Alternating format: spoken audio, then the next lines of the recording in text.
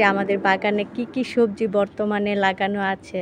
লতি, এই যে লতি, আমরা ভাবছি দেশি জাত, এখন দেখি না এটা গস করল্লাও। এইখানে হচ্ছে এই যে সিম, আর এই পাশে হচ্ছে শাকসবজি। হ্যালো এভরিওয়ান, আসসালামু আলাইকুম। আমি অন্তরা, আশা করছি সবাই ভালো আছেন।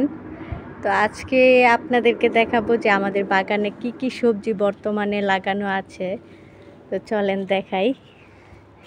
এখানে এই যে সিম গাছ, শীতের প্রধান সবজি তো সিম। তো সিম অলরেডি আমরা 2-3 বার খাওয়া শুরু করে দিয়েছি, এখনও সিম আছে, আজকেও তুলতেছে সিম।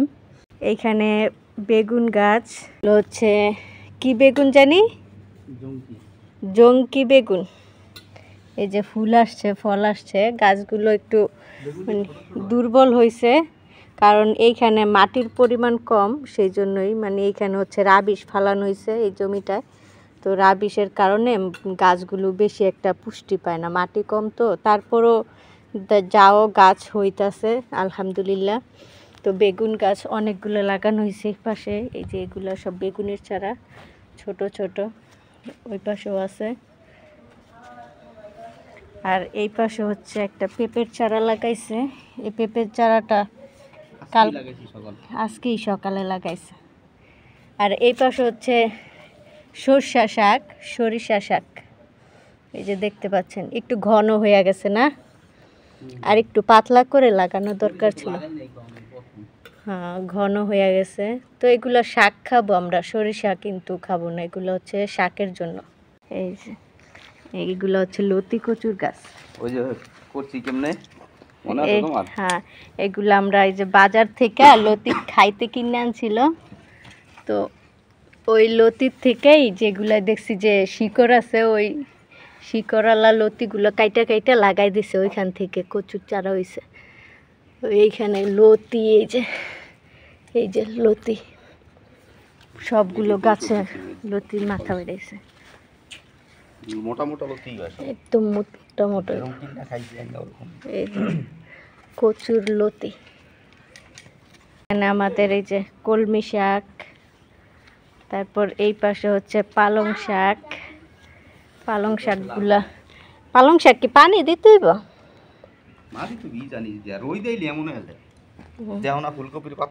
না, বড় হইতেছে মনে হয় দেরিতে। এটা দেশিটা তো।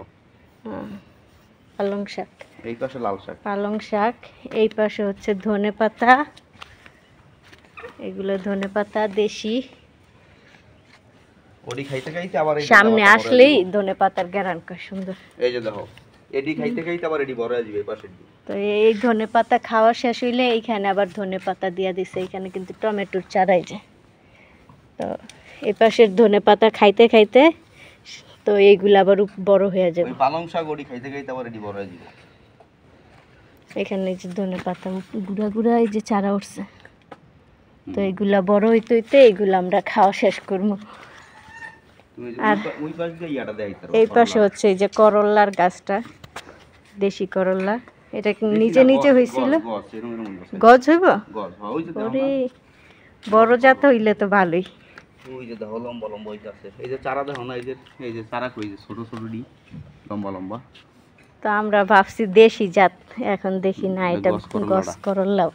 এই যে করল্লার করা ধরছে, দেখা যায় এই যে করল্লার করা দেখা যায় নিচে, ওই যে করল্লা ধরে রয়েছে। আরো ধরবো এখন সাতটাছে মানে চারিদিক দিয়ে এই খেত পারাইতাছে। এই পাশে যে লাল শাক, লাল শাক, এই যে মরিচের চারা এই যে তাজা হইতাছে দেখছো, লাল শাক সর। এই পাশে সব লাল শাক। তারপরে এখানে হচ্ছে মরিচের চারা, এই যে মরিচের চারা, এই যে মরিচের চারা। এই লাল শাকের চারপাশে হচ্ছে মরিচের চারা, এই যে এগুলো মরিচের চারা। তো এইটুকু জায়গার মধ্যে অনেক কিছু লাগানো হয়েছে।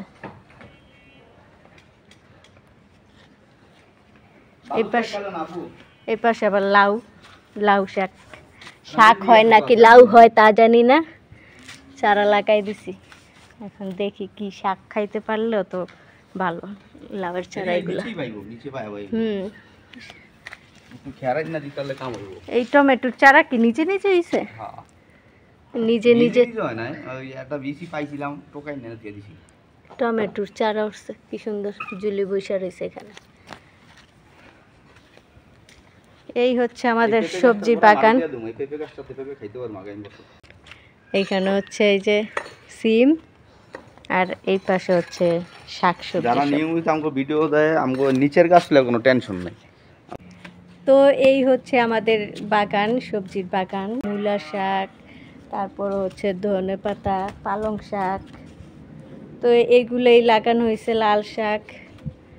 তো ভিডিওটি ভালো লাগলে সবাই লাইক কমেন্ট শেয়ার করবেন। সবাই ভালো থাকবেন, সুস্থ থাকবেন, আমাদের জন্য দোয়া করবেন।